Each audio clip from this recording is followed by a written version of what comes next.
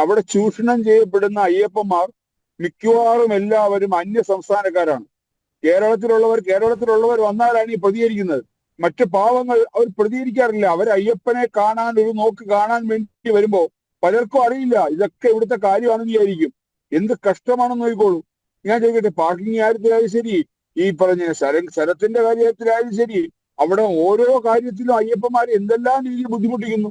ഇവിടെ വന്നു കഴിഞ്ഞാൽ, പമ്പയിൽ വന്നു കഴിഞ്ഞാൽ അവിടുന്ന് അങ്ങോട്ട് കയറാൻ തുടങ്ങുന്നത് തൊട്ട് പിടിച്ചു പറിയാണ്, അയ്യപ്പന്മാരെ പിടിച്ചു പറിക്കുകയാണ്. അതായത് ഞാൻ ചോദിക്കട്ടെ, അതുപോലെ ഈ പല അയ്യപ്പന്മാരും സാമ്പത്തികമായിട്ട് സൗകര്യമുള്ളവരുണ്ട്, അവർക്കറിയില്ല ഈ ഭഗവാനെ കാണാൻ പോകാൻ തീരെ നിവൃത്തിയില്ലാത്തവർ, ആരോഗ്യപരമായിട്ട് ഒട്ടും നിവൃത്തിയില്ല.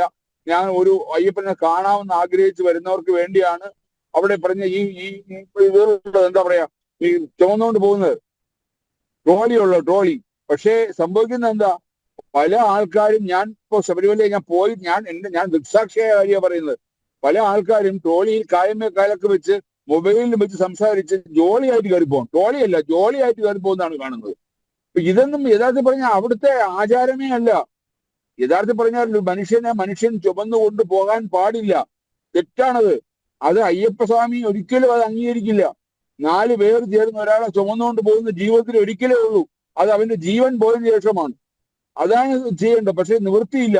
ഞാൻ അയ്യപ്പസ്വാമിയെ കാണാൻ ആഗ്രഹിച്ചു പോയി, ഇപ്പൊ എനിക്കിവിടെ വന്നപ്പോ എനിക്ക് ആരോഗ്യപരമായ പ്രശ്നങ്ങൾ വന്നു. അങ്ങനെ ഒരാളിനെ കൊണ്ടുപോയാൽ തെറ്റില്ല. പക്ഷെ ഇത് പണത്തിന്റെ ഹുങ്ക് കാണിക്കുകയാണ്. ഈ ജോലിക്കാർ ചെയ്യുന്നത് എന്താ, ഇവർ പോകുമ്പോൾ പാവപ്പെട്ട അയ്യപ്പന്മാരെ പിടിച്ചു തള്ളിയിട്ടാണ് ഇവിടെ പോകുന്നത്. പ്രാക്ടിക്കലി പിടിച്ചു തള്ളി മാറ്റിയിട്ട് ഇവർ പോകുന്നു. മാത്രമല്ല അതിനിടയിൽ ട്രാക്ടറുകൾ, ഇതിനെല്ലാം ഒരു കൃത്യമായ സമയകൃത്യത വയ്ക്കണം. ഈ പാവപ്പെട്ട അയ്യപ്പന്മാർക്ക് അങ്ങോട്ട് കയറുമ്പോൾ ഇറങ്ങുമ്പോൾ ചെയ്യുന്ന ഇടയിലാണ് ട്രാക്ടർമാരും പാരയാണ് ട്രാക്ടർ പോയിക്കൊണ്ടിരിക്കുന്നത്. ഇതിനൊരു കൃത്യസമയം വെക്കണം. ഇത്ര സമയം വരെ ട്രാക്ടർ പോകണം. അല്ലെങ്കിൽ ചോദിക്കട്ടെ, എന്തിനാ ഇങ്ങനെ ഓടിക്കുന്നത്? രാത്രി ഇന്ന സമയത്ത് മാത്രമേ അത് വിടാവൂ. അതുപോലെ ഈ ഡോളിക്കൊരു കൃത്യത വയ്ക്കണം. ഒരു ഡോക്ടർ സർട്ടിഫിക്കറ്റോ ആരോഗ്യപരമായ കാരണങ്ങൾ ഉള്ളവരെ മാത്രം ഡോളി കൊണ്ടുപോകണം. ഇല്ലാതെ ഇത് ജോലിയായിട്ട് പോകാനുള്ള ഒരു സ്ഥലമല്ല ശബരിമല, അത് മനസ്സിലാക്കുക. അതുപോലെ എല്ലാ രീതിയിലും ഞാൻ ചോദിക്കട്ടെ, ഇവിടെ ആരാണ് ഇത് മോണിറ്റർ ചെയ്യുന്നത്? ഇവിടെ മോണിറ്റർ ചെയ്യുന്നവർ കൃത്യമായ രീതിയിൽ മോണിറ്റർ ചെയ്യുന്നുണ്ടോ? തെറ്റ് നടക്കുന്നില്ലേ? ഇന്നലെ തന്നെ ഒരു പുതിയ തീരുമാനം വന്നിരിക്കുന്നു. അയ്യപ്പന്മാർ 18 പഠിക്കും മുതൽ മൊബൈൽ ഉപയോഗിക്കാൻ പാടില്ല.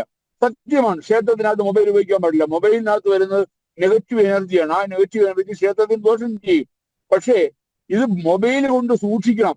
ഞാൻ ചോദിക്കട്ടെ, അവിടുന്ന് ഇങ്ങനെ മല കയറി വന്നിട്ട് നടപ്പന്തൽ വന്നിട്ട് അവിടുന്ന് ക്യൂവിൽ നിൽക്കുന്ന അയ്യപ്പന്മാർ നേരെ പോയി നിൽക്കുന്ന 18 പടിയിലാണ്.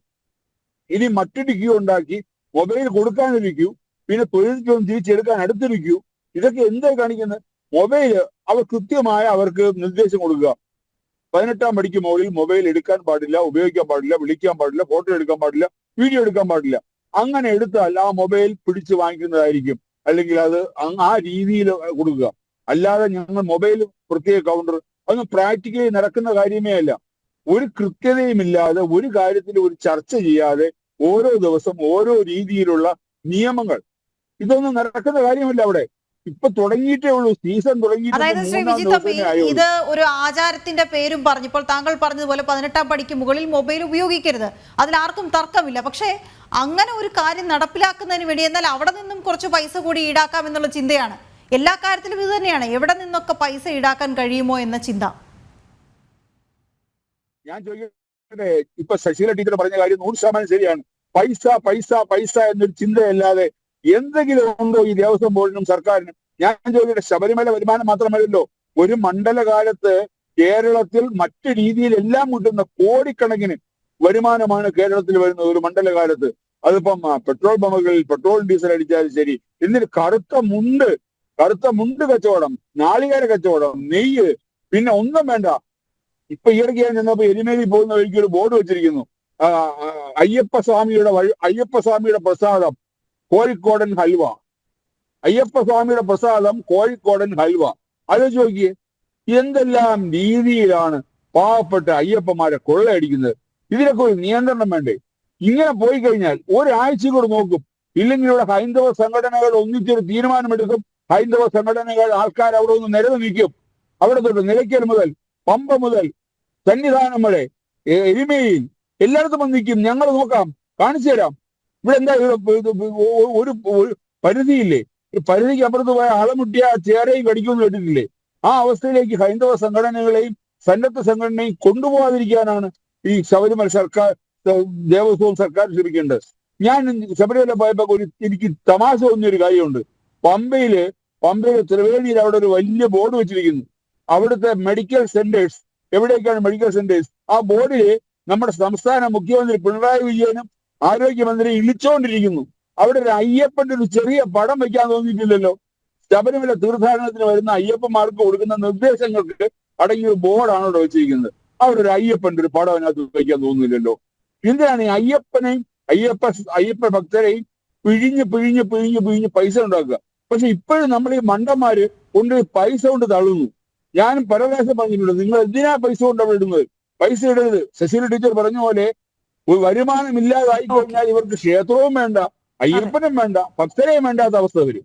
അങ്ങനെ വരട്ടെ, അപ്പം വരാം. അപ്പൊ നമുക്ക് ഹിന്ദു സംഘടനകളിലേക്ക് ഈ ക്ഷേത്രവും എല്ലാം വരും.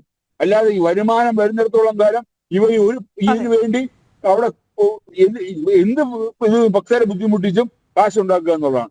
അപ്പം അരവണ അപ്പോ ഞാൻ ശബരിമല നട തുറക്കുന്ന ദിവസമാണ് ഞാൻ അങ്ങോട്ട് കയറിയത്. അതായത് 15-ാം തീയതി, വൃശ്ചിക 1 തലേ ദിവസം.